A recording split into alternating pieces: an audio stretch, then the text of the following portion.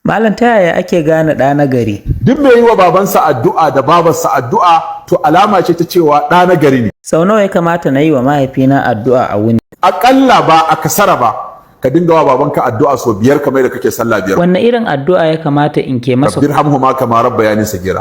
Rabbana ghfirli wa liwalidayya wa lil mu'minina yawma yaqumul hisab. Rabbi ghfirli wa liwalidayya warhamhuma kama rabbayani sagira.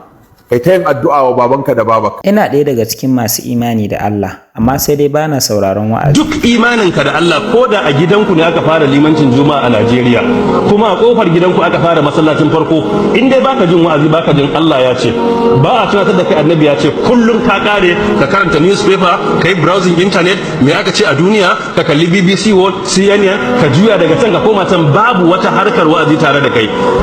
Duk karfin imaninka, imanin sai yayi fading, sai ya lalace. To the extent da zaka fara gwagwantan kai Allah nan ma akwai shi. Malam, menene maganin masifa? Duk musifar da ta taso maka in ka sa hasbunallahu wa ni'mal wakil aka ba sai ka karya ta sai ka ga bayan ta. Me ma'ana hasbunallahu? Allah ya isa. Hasbunallahu wa ni'mal wakil, hasbunallahu wa ni'mal wakil, hasbunallahu wa ni'mal wakil, hasbunallahu wa ni'mal wakil. Allah ka mana ƙarshen masifa. Allah ka ba mu zaman lafiya. Allah ka haɗa kan musulman duniya. Wasu na kama Allah ya isa ba na abu bane sai ce shi bai iya koyi ba sai dai Allah ya isa.